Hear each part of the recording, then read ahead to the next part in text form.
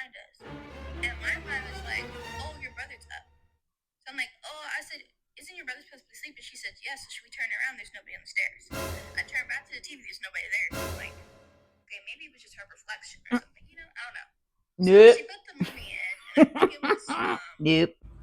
I swear, if y'all saw half of the crackhead energy that I really have, y'all might think I was using that shit. Because the amount of shenanigans that I get into should be studied. Can my fellow Geminis relate? Can I get an A-gram in the comments? Yes. Have you ever heard something in your house or just sensed an energy that made you confirm that you were not alone? Maybe it's a shadow that moves when nothing else is around, or maybe hearing the whisper of your name when you know that you should be by yourself. In tonight's compilation, we're diving into some creepy encounters that will make you question what's really lurking out there.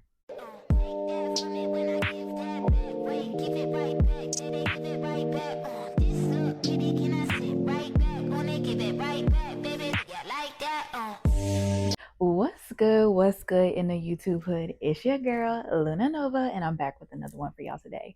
Welcome back to the Mystic Muse, where we dive into the creepy, the paranormal, and the straight up strange. Y'all already know what time it is and what we do over here on the channel. It's time for another chilling compilation of creepy ghost encounters. From haunted houses, ghostly encounters, and footsteps lurking from the other side. These stories will have you double checking your locks and maybe even your own shadow, or what you perceive to be your own shadow. So grab you a drink, grab you a snack, and go ahead and light some protection candles and settle in, because things are about to get really eerie.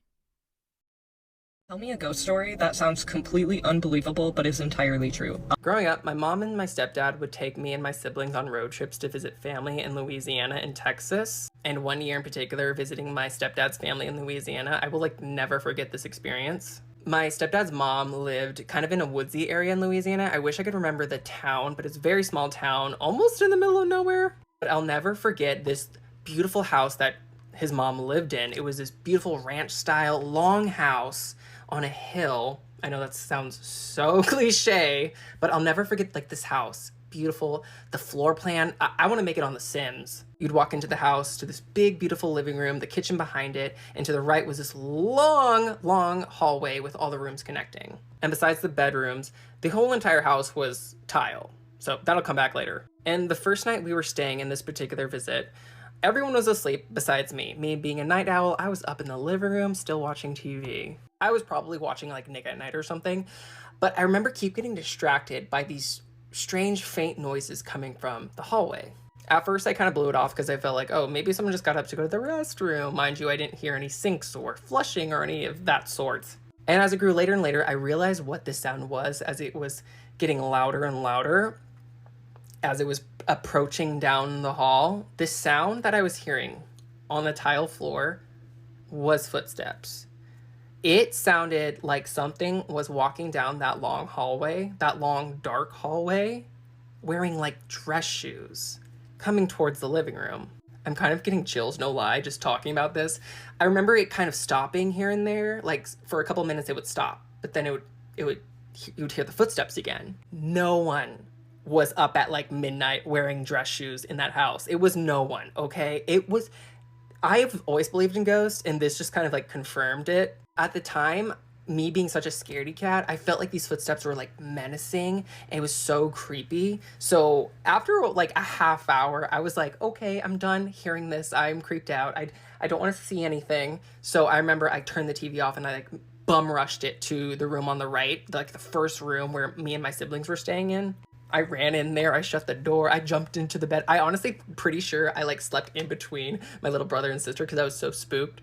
And even with the door shut, I still heard those footsteps in the hallway. And I think I was just so freaked out in that very moment that I somehow made myself fall asleep. I wasn't even tired, but that spooked me enough to just pass out. I don't even know if that's possible, but I don't remember anything else that happened after that. And after that experience, I would later find out that at least one person did pass away in that house. It was a relative of my stepdad who actually passed away at the room at the end of the hall where my mom and stepdad were staying in. I wish I was more brave at the time. I almost wish I could go back and somehow communicate with that spirit.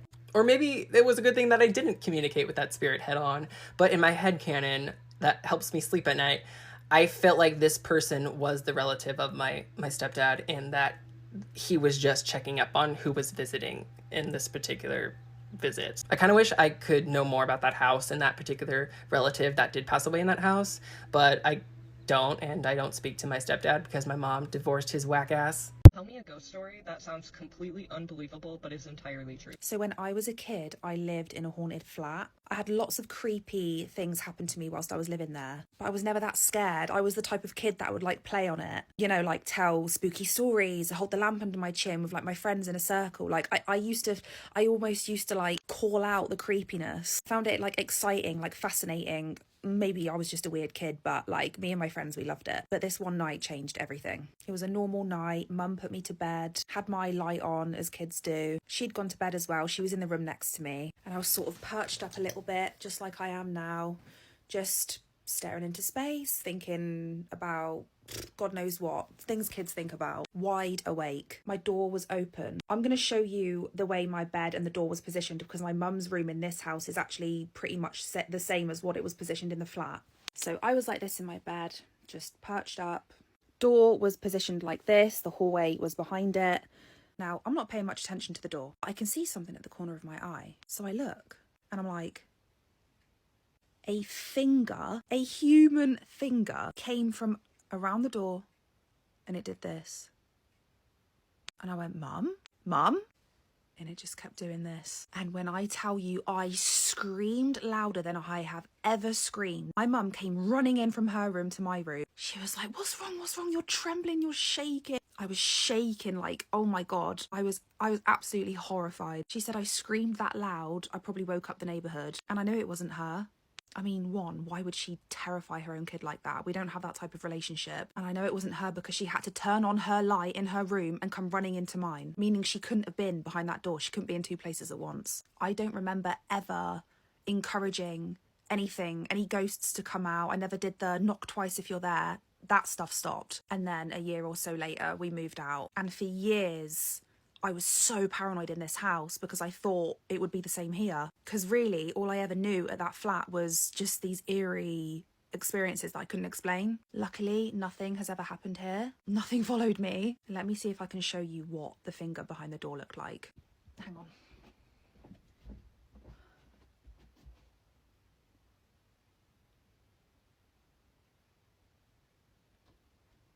Oh, so creepy.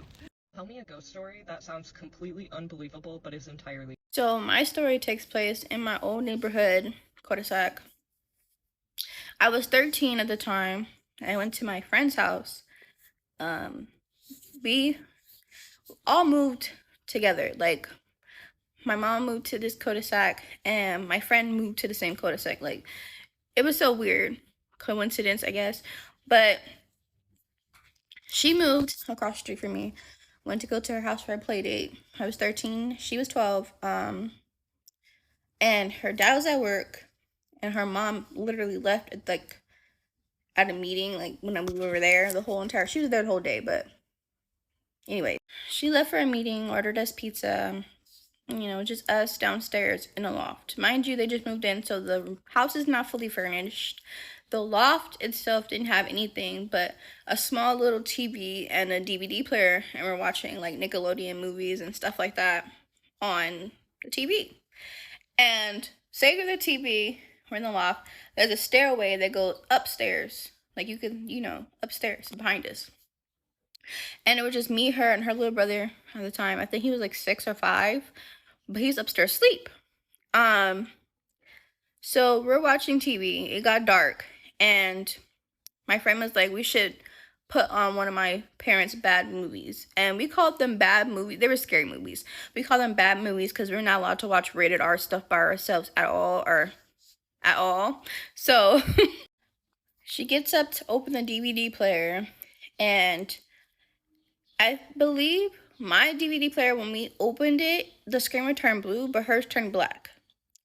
And when she pressed to open the DVD player, the screen went black. And I seen a person standing at the stairs behind us. And my mind was like, oh, your brother's up.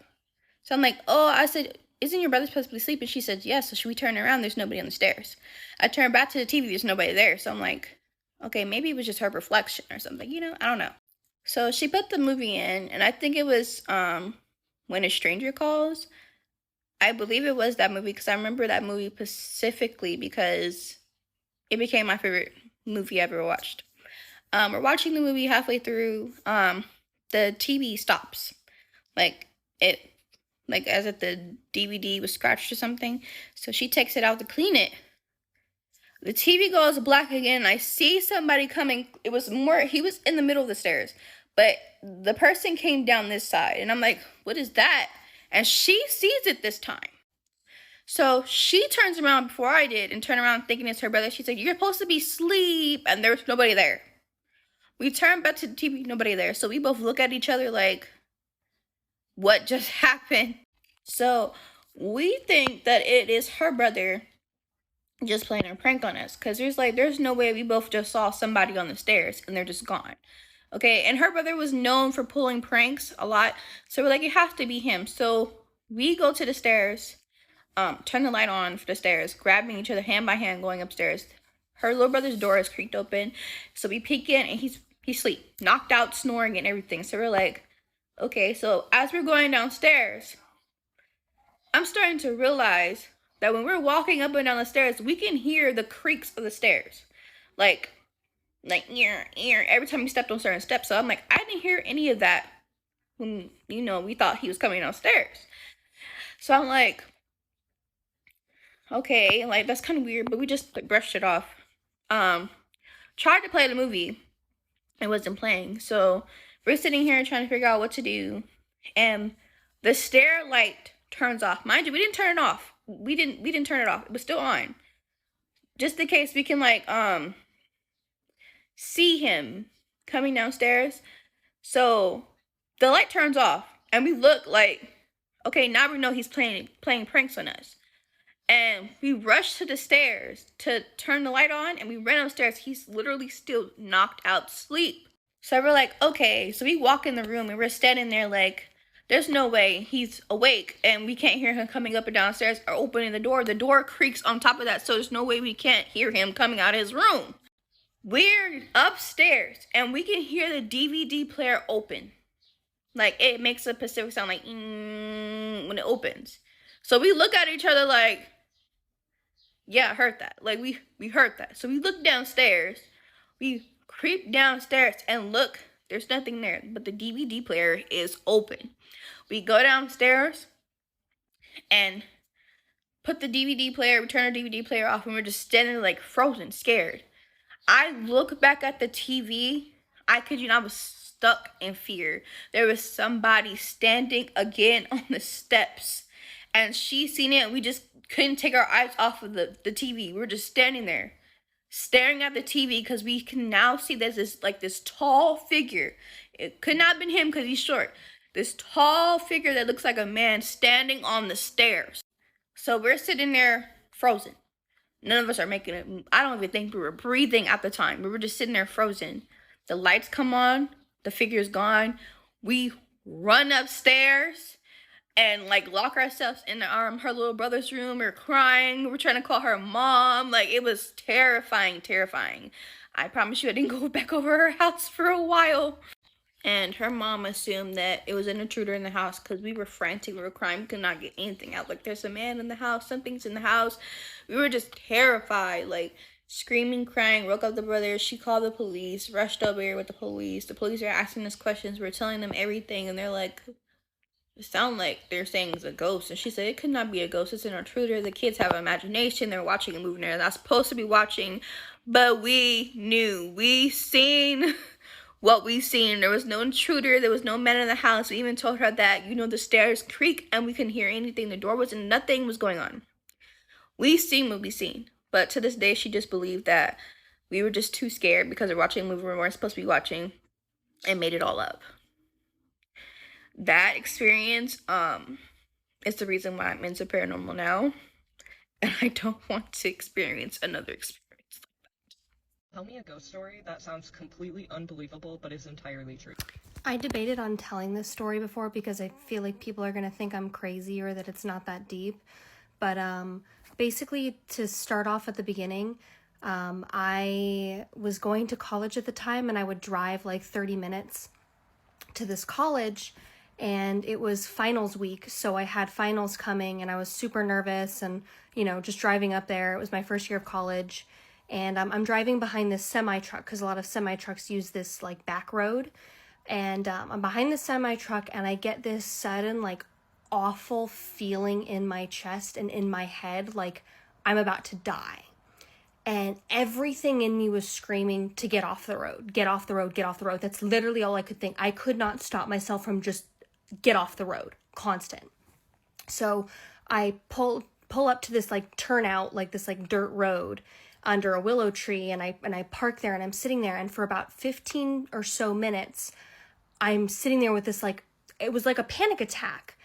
And I'm sitting there and I'm just like, okay, I'm off the road. I'm fine. I'm okay. I'm rocking back and forth, trying to soothe myself. And within 15 minutes, like, suddenly I'm fine. All gone. I'm fine.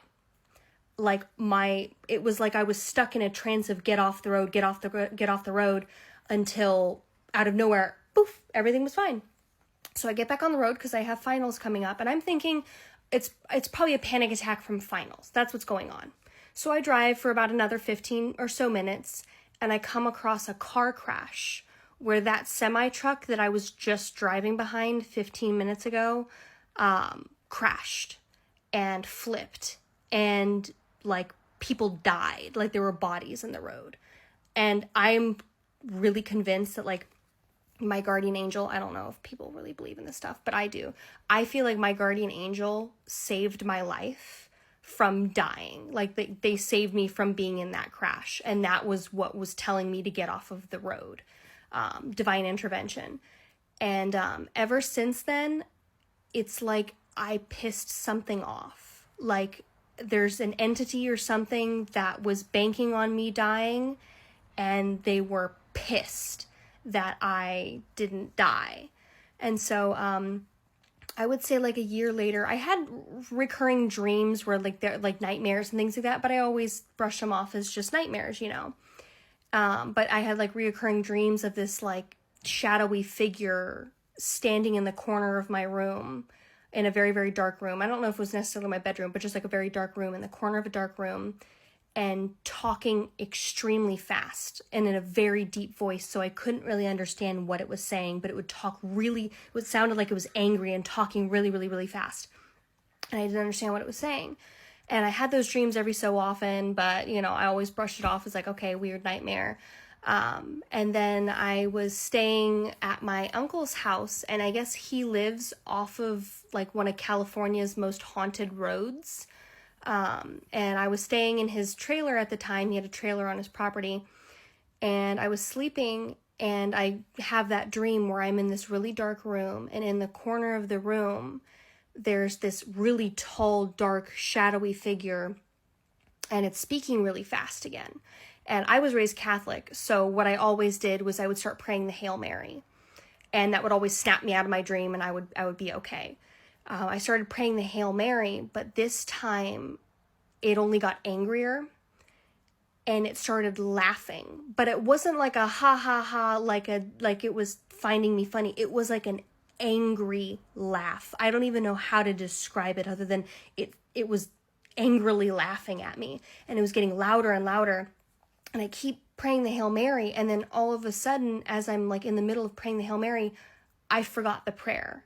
And I could not, for the life of me, remember the prayer. It was like, it just poof, gone. I could not remember how to say it.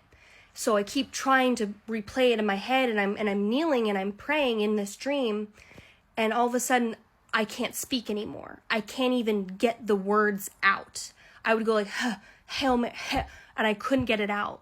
So then I tried thinking the prayer in my head. Again, I still can't really remember it, but I'm trying to piece it all together. And all of a sudden, I can't even think it. It's like the thoughts in my mind were getting jumbled, and I literally could not, for the life of me, get this out. Even in my head, and even in my own thoughts, I could not say this prayer. So I keep trying, and the laughing is getting angrier and angrier and louder, and it's looming over me at this point. And finally, out of nowhere, I hear somebody say my name, a man's voice, and it just goes, Logan. like with urgency, like just a firm, urgent Logan. And I snap awake and I sit bolt upright in my bed. It's pitch dark. I have no lights on. And I try saying the Hail Mary again, because now I'm feeling like, okay, something's really, really wrong. These dreams have been happening more and more often. And I try saying the Hail Mary, and I literally can't speak it. My mouth would not move. I was going, I could not say it. So I tried thinking it. I tried thinking it in my head, you know, Hail Mary, full of grace. Couldn't do it in my head. So I'm sitting there, unable to move my mouth. I'm sitting bolt upright, and I'm just rocking back and forth until finally, after a few minutes or so, I'm able to speak again, and I'm able to say the Hail Mary. But it's terrifying to me because it started off as just being a part of my dreams where I could immediately snap out of it and get out of it. And it devolved into literally being unable to control my thoughts in my own dream. And I knew I was dreaming and I was unable to stop anything. And then it got even worse to the point where even when I was awake, I was unable to spit out anything that would protect myself. You don't have, like, if you're not Catholic, you don't have to believe me or, you know, believe in that stuff. But I'm a firm believer that the Hail Mary with bad dreams and things like that can stop bad dreams and can protect you. It's a really powerful prayer.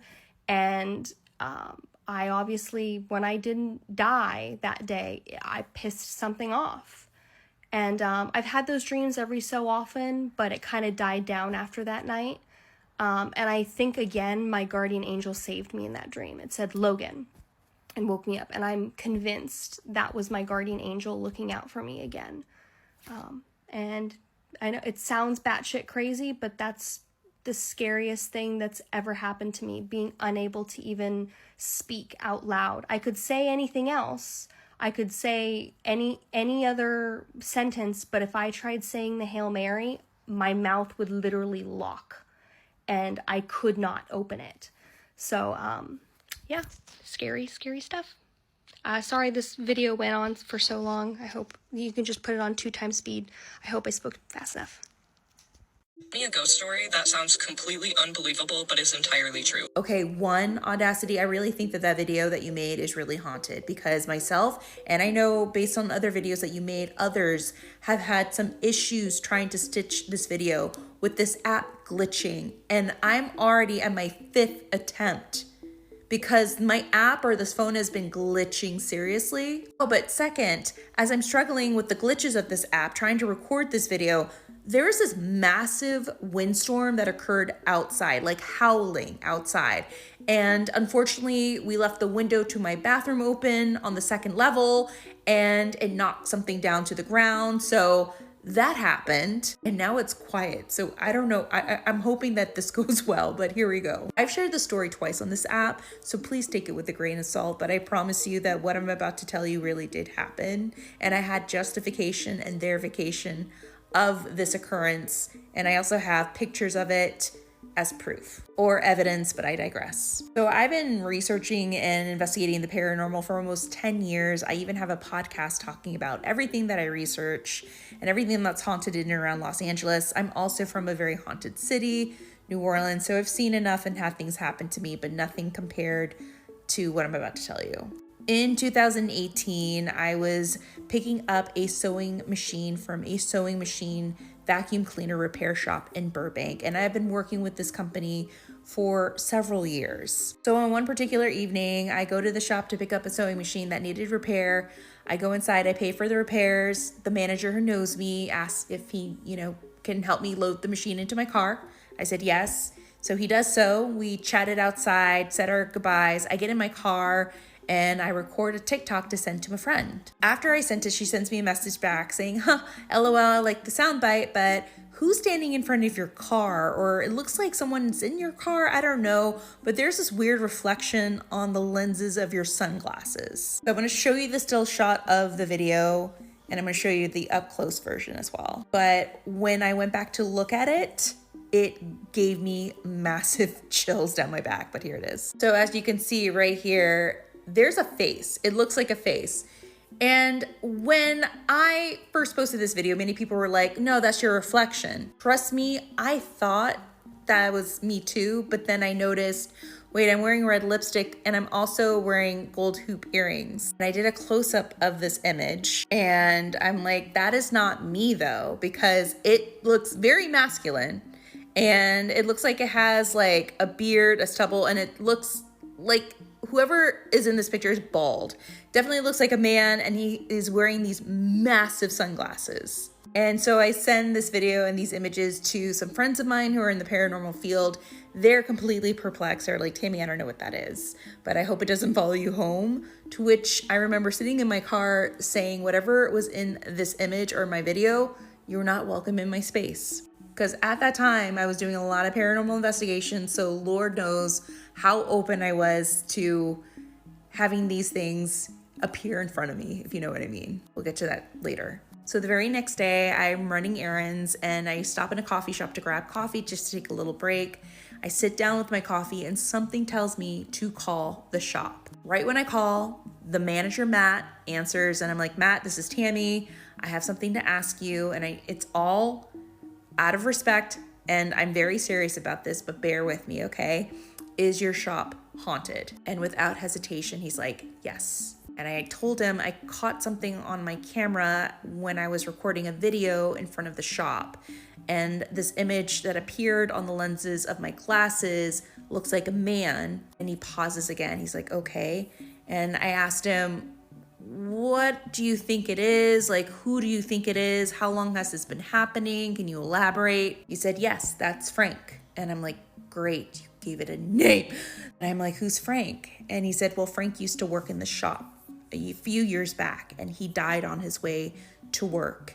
And he died of a heart attack as he was riding his bike to work, and I was the last person that he spoke to right before he passed. And he literally passed away almost a half a mile away from the store. And ever since his passing, weird things have been happening in and around the shop, and they still happen.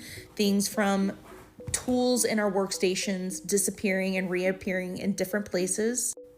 Footsteps and a man's voice in the back room when no one's there. Lights flickering on and off and things falling off the shelves. I asked him, like, why do you think that is Frank? He said, because this is all he knew. He was a man of very little means. He didn't have friends. He didn't have anything. He had us and this job. He said he would come back. I asked him if I could bring him the pictures and video to show him. And he said, yeah, come by tomorrow. The owner will be here and we'll take a look at it. The next day when I got there and I showed the owner and Matt the video and the pictures, their faces turned completely white. And the look that they had on their face was like they were looking at a very old friend of theirs. And they said, that is Frank. 100%. That is exactly what he looked like. And I asked him, do you have a picture of him? And they said no, because Frank wasn't the type of guy to take pictures. He didn't like his picture being taken. And he was, very old school. He had these big paw Terminator looking glasses. They were like sunglasses that elderly people wear. And we would always joke about him wearing those glasses. He had a flip phone. He had a bike. He didn't have a lot, but all he had was us and this job. A few weeks later, I go and ask a friend of mine who's a psychic medium about what happened to me. I showed him the pictures and the video, and he was like, Tammy, it makes sense because you do so many investigations that you've opened yourself so much to these things occurring. And, little do you know, you're very sensitive. Like, you're really, really sensitive to the point where you can actually see these things now. And that made sense. And ever since then, I took a little break. I definitely took a little break from it.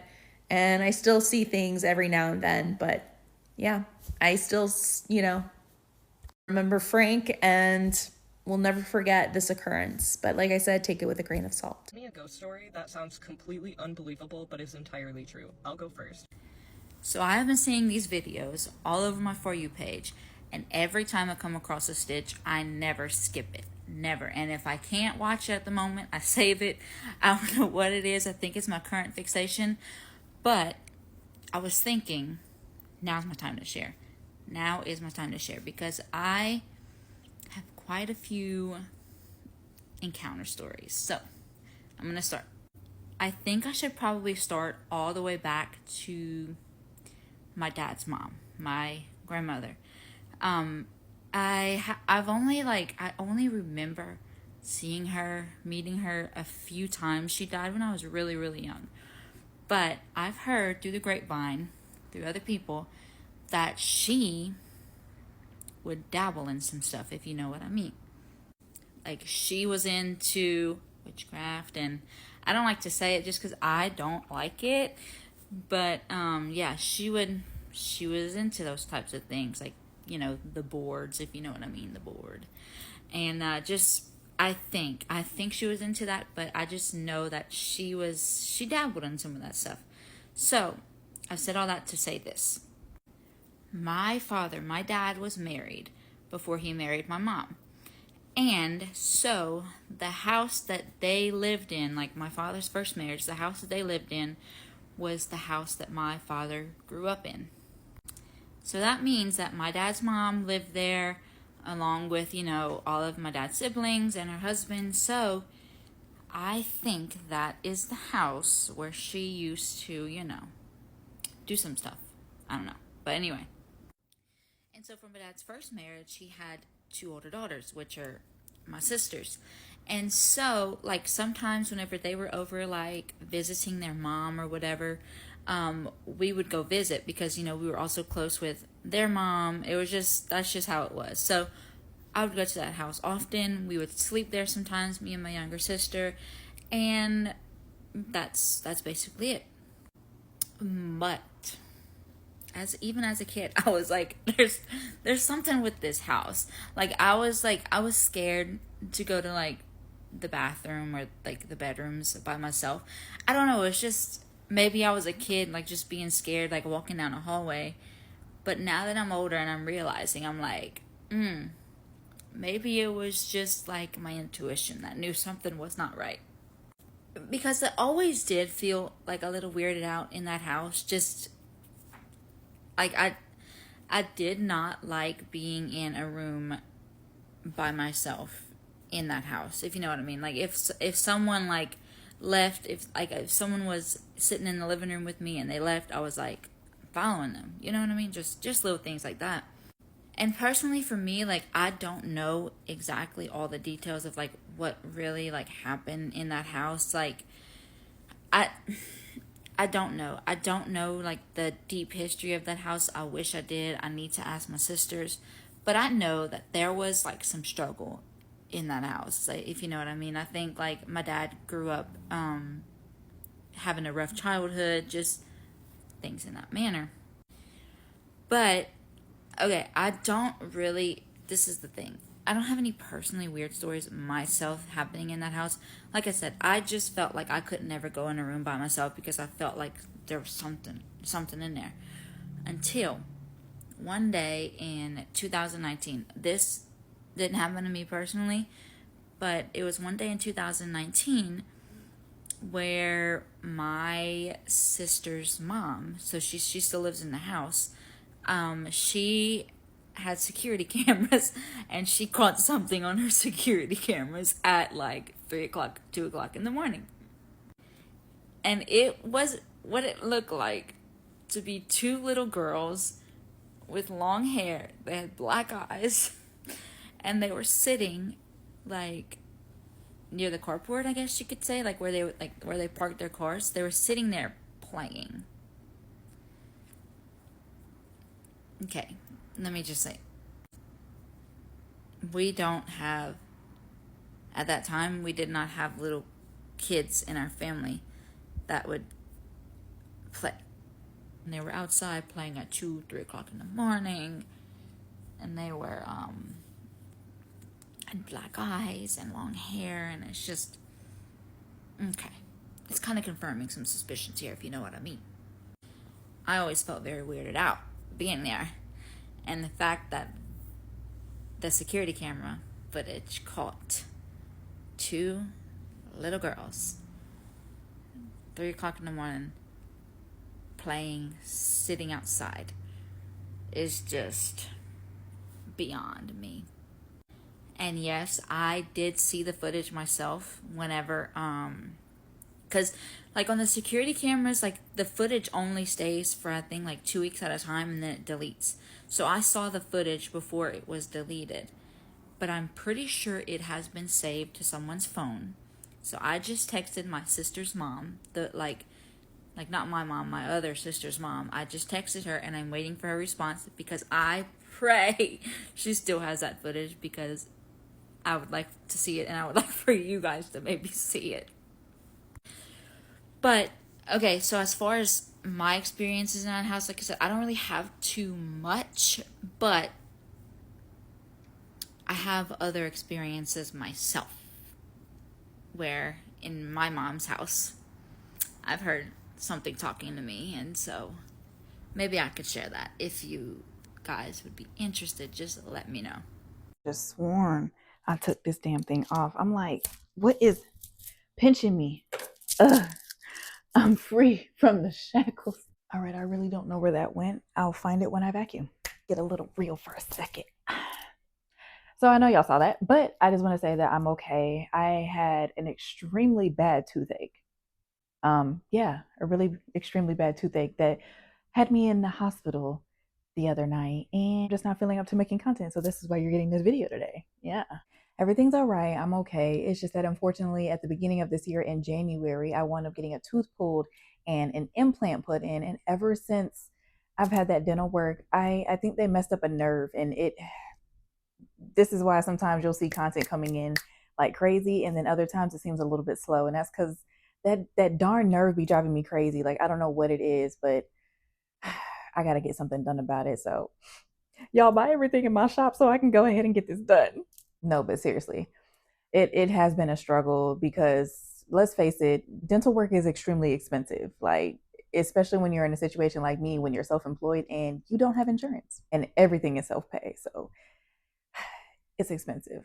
But I mean, as long as y'all continue to lock in over here with the Hoodlum family, we should be all right. Because I mean, as long as y'all watch my videos, and I do mean watch my videos repeatedly.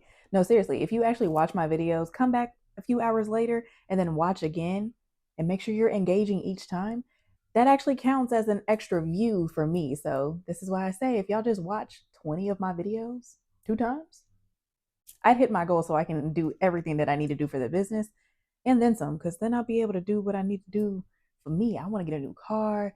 I'm trying to get some more clothes. I want to take a nice vacation. Like, there's a lot that I want to do for me personally, but I know there's things that I need to do for the business first.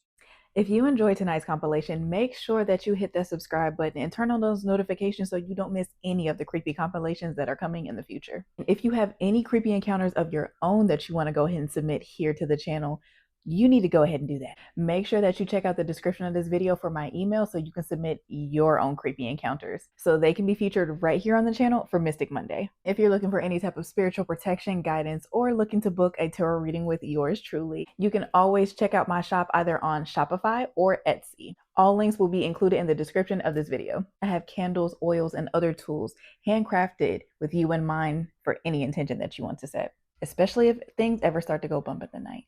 But until next time, be sure to drink your water, mind your business, and stay prayed up and protected. And as always, Luna loves you. I'll be back with another video for you guys if the spirits allow it.